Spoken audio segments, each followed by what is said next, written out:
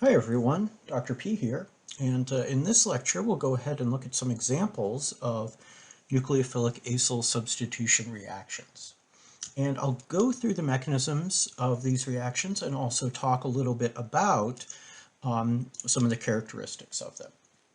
So let's look at one first, which is called transesterification.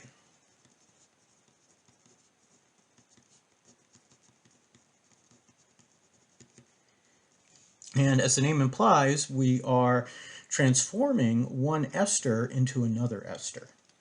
So for example, and again, these are examples, so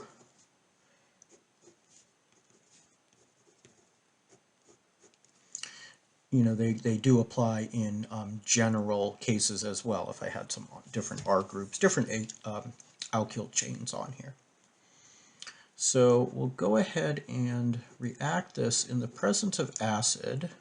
We will take an ester and an alcohol, and we will end up getting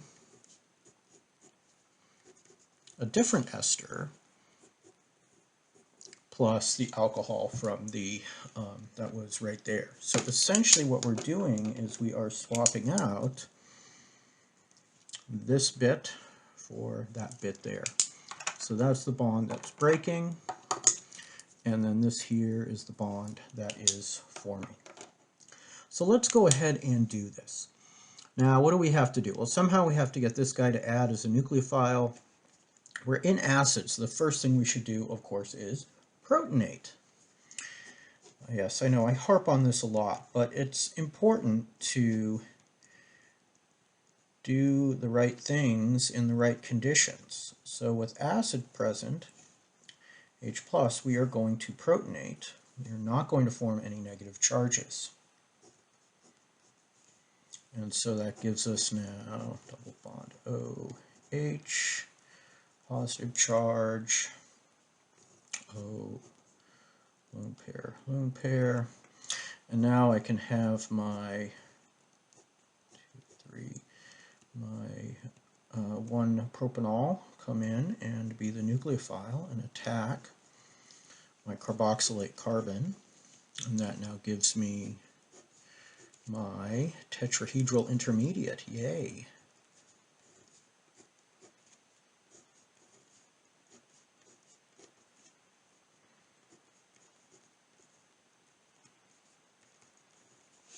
Okay, and now I can do a proton transfer, and let's see, I'm just going to go ahead and do the intramolecular proton transfer because I'm being lazy, so we will do that.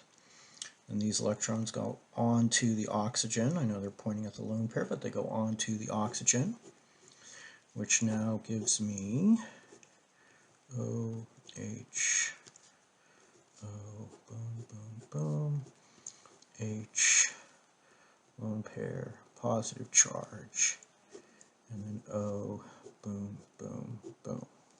And let me scribble that out. Sorry, that should just be, let me scribble that whole thing out. That should just be boom, boom, like so.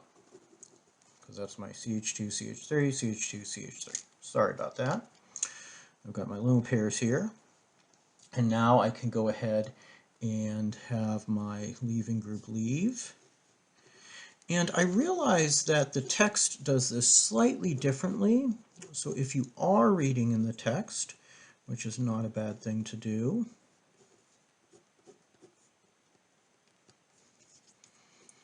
the text actually has the deprotonation step, so this proton transfer right there, occurring at the same time that the leaving group leaves. So it has this guy pulled off, those electrons go down to form the double bond.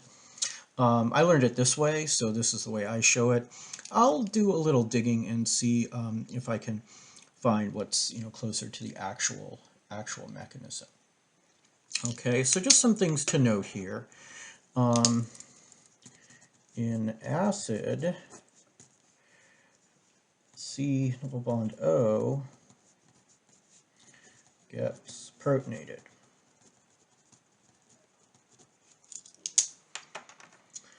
This species here is our tetrahedral intermediate.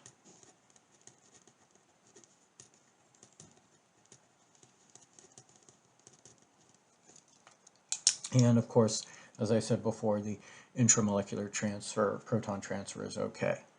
So really we have a protonation, nucleophilic attack to make the tetrahedral intermediate, a proton transfer, leaving group leaves, and then a final proton transfer. All right, so that's transesterification. Now let's take a look at something else. Let's look at, and I think I'll just keep it on. I've got room here, I think. Let's look at a base promoted hydrolysis of an ester.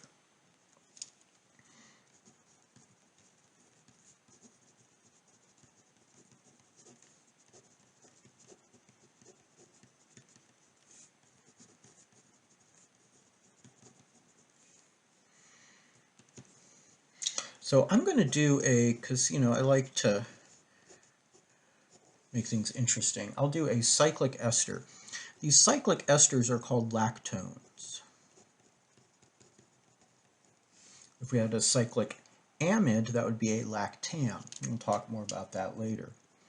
So we can react this with sodium hydroxide and H2O, and we will get HO, 1, 2, 3, 4, 1, 2, 3, 4, double bond O, O minus. So what's going on here? Well, we have to break, we're actually breaking this bond here. I know it kind of looks like, well, this part looks like that, so we're breaking that bond. No, we break the bond between the carboxyl carbon and the leaving group. And then the new bond we form is actually here. And this guy comes from our hydroxide. That comes from our OH minus. So let's take a look at how that happens. So remember, NaOH is OH minus, essentially. So let's go ahead and draw this out.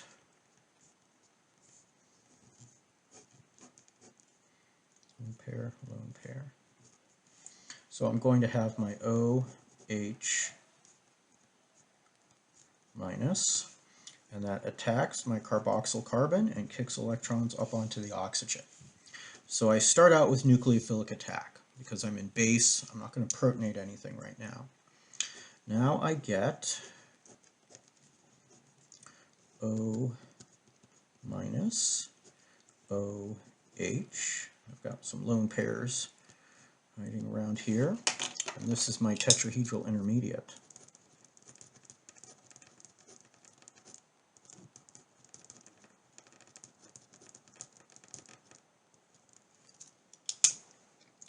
Now I can have a lone pair kick down and kick off my leaving group. My leaving group is, oh crap, I just screwed that up. I'm so sorry, guys. That would bring me back here. This is my leaving group here. So ignore that squiggle there. And this guy has to leave. Why? Because, well, I'm opening up the ring. Remember, I figured out that that was the bond that was breaking. Okay, so now I've got OH there like that, and 1, 2, 3, 4, 1, 2, 3, 4, and then O minus. And now the last step is a proton transfer. This O minus, it's like hydroxide. It's that good a base. And then if I deprotonate here, I'll end up with a carboxylate ion, which is more stable because, of course, we can draw a resonance structure. And this will be my final product. So often the base promoted reactions are there are fewer steps. So here we have an acid catalyzed reaction that has 1, 2, 3, 4 steps. The base promoted is just 3 steps. Okay. Incidentally, we call this type of reaction, this one here is an example of saponification, because we'd actually have an Na plus here. So we'd have an Na plus as a counter ion. And this is an example of saponification, which is also known as,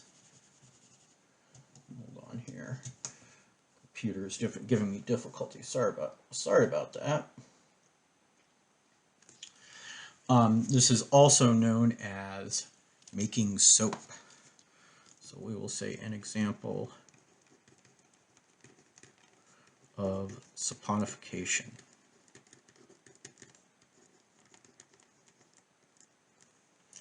Okay, and really saponification is just the base-promoted hydrolysis of an ester. All right, so these were a couple of examples. We can do more in class. If you actually look back at the chapter 20, the hydrolysis of a nitrile, that lecture video, lecture 3 I think it was, remember when hydrolyzing a nitrile you get to an amide and then you keep hydrolyzing. So some of these other